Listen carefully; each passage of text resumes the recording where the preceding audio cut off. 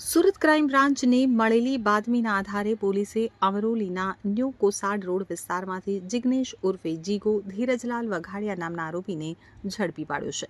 ગયા વર્ષે 7 ડિસેમ્બરના રોજ ભોગ બનનાર વૃદ્ધાને એક અજાણ્યા વોટ્સએપ નંબર ઉપરથી કોલ આવ્યો હતો.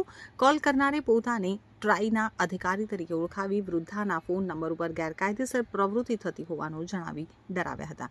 ત્યારબાદ આરોપીઓએ ફેક પોલીસ સ્ટેશન અને સરકારી ઓફિસ જેવું સેટઅપ બનાવી વિડીયો કોલ કર્યો હતો, જેમાં એક વ્યક્તિએ દિલ્હી પોલીસ અને બીજાએ સીબીઆઈ અધિકારી તરીકે વાત કરી હતી. આરોપીઓએ વૃદ્ધા ઉપર મની લોન્ડરિંગ અને ડ્રગ ટ્રાફિકિંગના ખોટા આક્ષેપો લગાવી તેમને ડરાવી ધમકાવી ડિજિટલ અરેસ્ટ કર્યા હતા.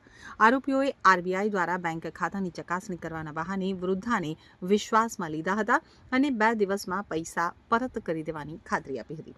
આ રીતે દબાણમાં લાવી આરોપીઓએ વૃદ્ધાના અલગ અલગ બેંક ખાતાઓમાં કુલ 1,34,00,000 રૂપિયા ટ્રાન્સફર કરાવી લીધા હતા. પોલીસે આરોપી જિગ્નેશ વઘાડિયાની ધરપકડ કરી તેને કર્ણાટક સાયબર પોલીસને સોંપવાની તજવીજ હાથ ધરી છે. તો આ મામલે આરોપી વિરુદ્ધ આઈટી એક્ટ અને ભારતીય ન્યાય સંહિતાની વિવિધ કલમો હેઠળ ગુનો નોંધવામાં આવ્યો છે.